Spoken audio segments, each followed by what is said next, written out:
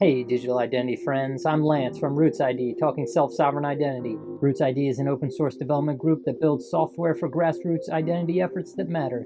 We engage with SSI communities like Trust Over IP, Decentralized Identity Foundation, and Hyperledger, all with the mission of bringing SSI to the mainstream.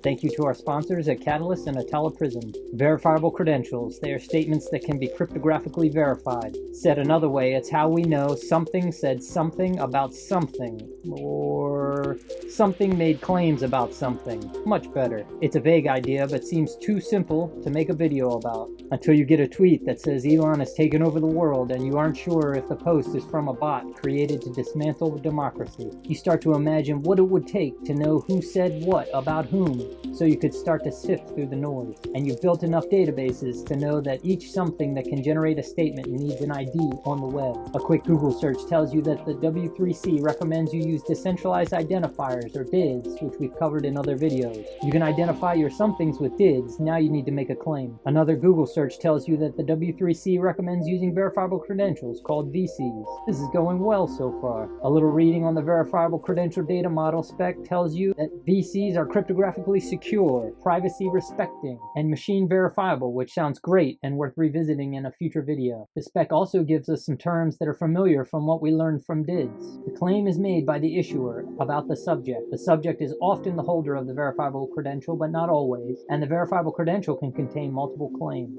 So VCs have a lot of parts, including the basic DIDs and claims, all in a pretty package. Since you are the one who wanted to verify if a claim was made by a bot, you are called the verifier. These roles form the trust triangle in self-sovereign identity. As you ponder your new role as verifier, you can't help but wonder why the Twitter verification system hasn't already solved this problem for you. Tom knows that we'll cover it in future videos. Groups like Trust Over IP, Decentralized Identity Foundation, Hyperledger Ares, and the W3C are working together to build the open source software standards and governance frameworks that can solve your verification anxieties. In our future videos on verifiable credentials, we'll look deeper into VCs, look at the types of verifiable credentials, discuss some of the amazing things you can do with verifiable credentials, as well as some of the biggest challenges. These videos are part of our Catalyst Fund 8 work. RootsID has submitted 9 proposals in Catalyst Fund 9, including a Discord-based social credential proposal, a proposal to explore verifiable credential formats and standards, and a proposal to continue our engagement with the SSI community, including videos like these.